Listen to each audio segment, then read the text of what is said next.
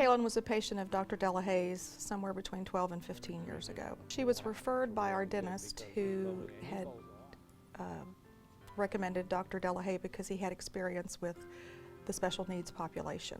I work in the medical field, and so I'm very cognizant of what it takes to run an office.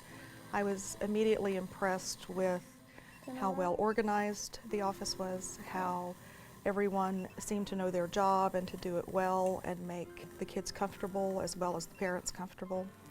And I felt like we were exactly where we needed to be. And they started with first widening her palate because children with Down syndrome with that high arch need a widening of the upper part.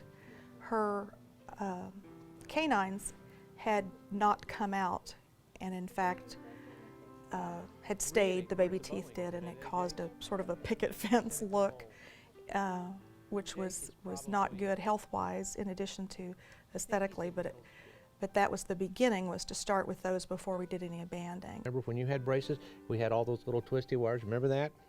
And then we had to twist them and then clip them, and then we had to tuck them, and sometimes... You make my gums bleed. Exactly, exactly.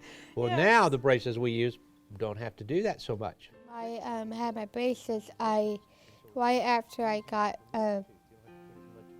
done with from here, I remember one of my wires was popping out and it was brushing against my gums. And I really hated that feeling. Well, anytime we had a wire that was loose, we got in right away to get that fixed. Another thing that she didn't have to wait a long time to get the wire reattached or get it bent if it was poking her, because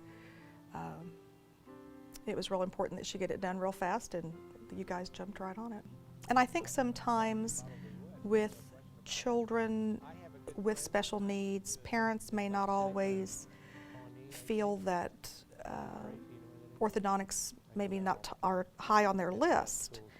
And I think they should be, in our case they should be, because Kaylin's very aware of that kind of thing, and I think sometimes we need to remember that people judge us very quickly, that first impression is a first impression.